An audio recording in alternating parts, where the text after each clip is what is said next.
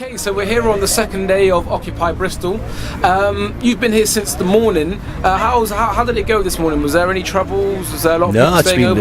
It's been fine. I mean, I've been surprised how well everybody seems to be working together. I mean, obviously, a group of people coming together, there's going to be disagreements and stuff like that. But I'm surprised at how relatively easily all the different differences of opinion can be sorted out through actually talking. You know what I mean? It's like kind of when people talk together, people can actually sort out problems, and it's amazing for me to kind of be part of this and see it all happening and growing. You know what I mean? And people also having that same experience is like, yeah, you know what I mean? You can solve problems through actually talking to people. Okay, I heard that in London today there was actually quite a lot of people getting kettled at the stock exchange, and they've had to move.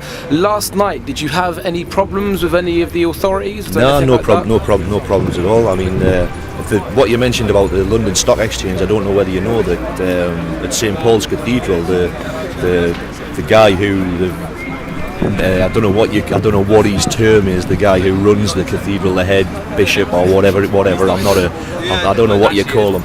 But he actually came out and told the police leave the people on the steps. You know what I mean? So he's actually said that the people around that area can stay, and basically the police have left them. You know what I mean? Which is great. Which seems like that's a similar situation to Bristol, because actually it's the cathedral that owns this land here, and that's the reason why we're going to be. I mean, this is the thing. There's people talking to the dean of the cathedral, and the dean's actually been over and watching us as we're discussing, and we've tried to involve them in the discussion, because this is the thing. This is their land. We respect their land. And would like to keep them on board with us and to become part and get involved in what we're doing and actually see what we're trying to do. You know, I think it's good. I think it's going well. And just in the last 2 days, have you seen the occupation actually grow? Yeah. Okay. Yeah. So, I mean, this is it. When we first came, it was.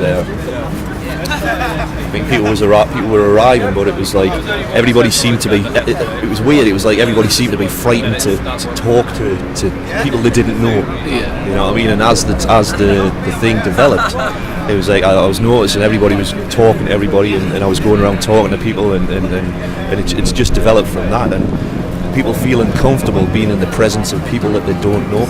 And maybe of different backgrounds and things like that, and this is what we all want, man. This is what we all want, and I've always believed that once the barrier of fear is broken, that sometimes lies between us, that we realise that we've got a lot in common.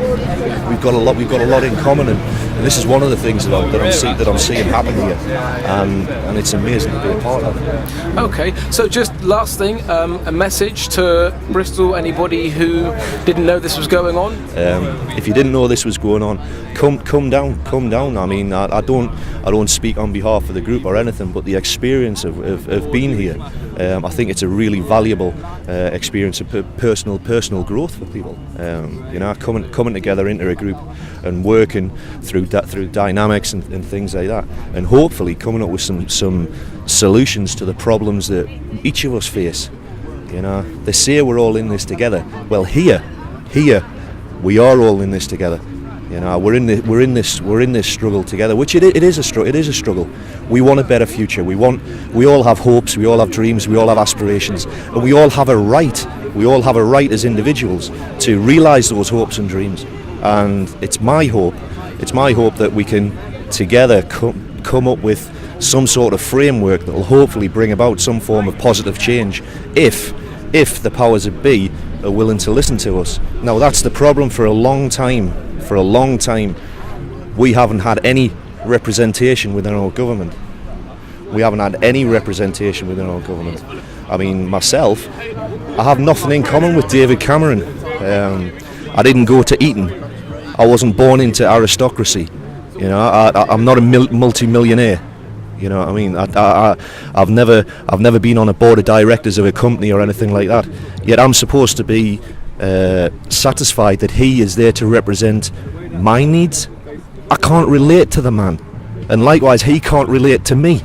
So in order to sort things out, I think we need to start talking, because there hasn't been any talk with just normal people, and my hope is that through engaging in protests like this throughout the country, that ordinary people like you and me will regain our voice and regain our ability to engage in the process of change within the power structures.